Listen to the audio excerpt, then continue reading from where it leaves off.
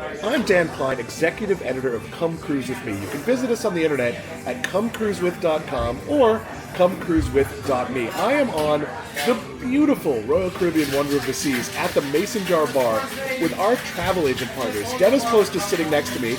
Amy Post is over there. They own PostCard Travel Planning. We're going to talk a little bit today about what you need to do when you get on the ship and what you'd like to do when you get on the ship. So we have another video that talks about all the things you can do before you leave your house. So it's really important on Royal Caribbean. You can watch the safety videos when you get up in the morning. You can do the safety questionnaire 24 hours before. It's important to do all of those things, to just remove the clutter. Just have luggage tags on your bag if you're going to check them, just to avoid the porter writes the number wrong and then your bag doesn't get where you're hoping it's going.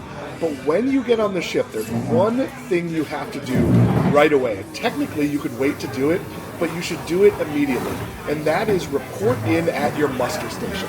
Dennis, you want to explain what a muster station is and sort of the newfangled way they're doing the muster drill? Yeah, so the muster station it's actually required by maritime law. It falls under SOLAS, which is Safety at Life at Sea. And that was created many, many years ago, and it's adapted by all the international countries, including in the United States, the Coast Guard enforces it. So a muster station means that you would actually go to first off, you'd watch the safety briefing. The safety briefing will tell you where all the exits are, where to go in case there's an emergency, where the lifeboats are, where your life jackets are, and so forth. And then the muster station is actually where you would assemble in an organized fashion so that if there was a true emergency, you could go to that area and then you would go by number and they would board the safety lifeboats and everybody would get off the ship safely. So let's talk about how they used to do the muster drill and frankly how some cruise lines still do it. So in the old days on Royal Caribbean and Celebrity, you had to go to your station at a specific time. Your muster station is often outside. You'd be standing in the hot sun. You're not allowed to look at your phone. You're not allowed to bring a drink with you. And you are waiting for the slaggards and jerks who aren't showing up. And the cruise ship, they have to scour the ship, bring these people. So you might sit there in the hot sun for 30, 40 minutes before they do the safety demonstration. Now the way they do it on Royal Caribbean, Carnival, and Celebrity, I believe, but not on MSC, Disney, and some other cruise lines, is you watch those videos, or if you don't watch the videos, they'll do them just for you. They'll do the demonstrations. Yeah. And then you go to your station, you pull up your app, and literally they just check and make sure you're you, and then they give you a little spiel about coming here and getting any medicine if you have time to do it. Yeah. But that's all it is. So once I'm done with my muster drill, sometimes there's business to take care of. It's getting a little bit better as Royal Caribbean now allows, when you book the ultimate dining package, the unlimited dining package, in theory you can make all your reservations, but if you book a shorter dining package or just a single night, if you haven't made the reservation, you need to go to either a specialty restaurant, the main dining room, sometimes in front of the buffet there's a stand, and make your dining reservations. Because if you don't do that, things will fill up and you'll end up eating dinner at 9:30 or not being able to go to places you want.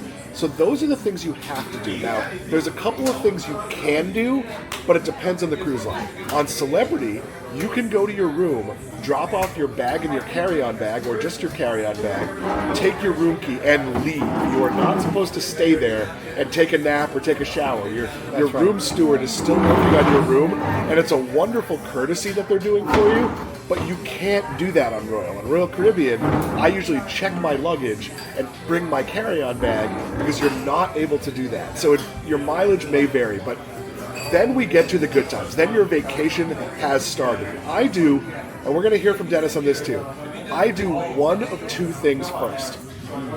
Either I go to my favorite bar on the ship. If there's a bespoke bar like here we are at Mason Jar, which is on two ships, I will go and have my favorite drink, or at least say hello. Right. Or if I happen to know some crew on the ship, I'll figure out, usually in WhatsApp, talking to them, hey, where are you working during muster? Are you at a bar? Are you at a regular station? Are you checking people in?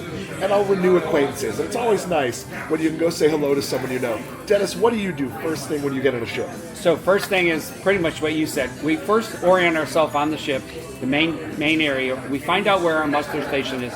If we have any issues with our sail and sign card, we can go right to customer service. we find out where the restaurants are, some of the venues that we want to visit, and also we look for a workstation. We kind of find an area that we like to, maybe we're going to work from where we have good cell service and so forth. Then possibly after we get all that done, like Dan, you said, the fun begins. We'll go get ourselves a nice relaxing drink, a glass of wine. If the kids are with us, grab soda or whatever. And then we start to enjoy the ship. And then either grab a slice of pizza, go to the buffet, relax. But the last thing I would say on this that I try to tell people is the sail away. Any port that you go out of is amazing. So if you go to the top deck, sail away, find out when they're sailing away. Go up there with your relaxing drink, your family, whatever, and just enjoy the views as you go out to sea, because that's amazing.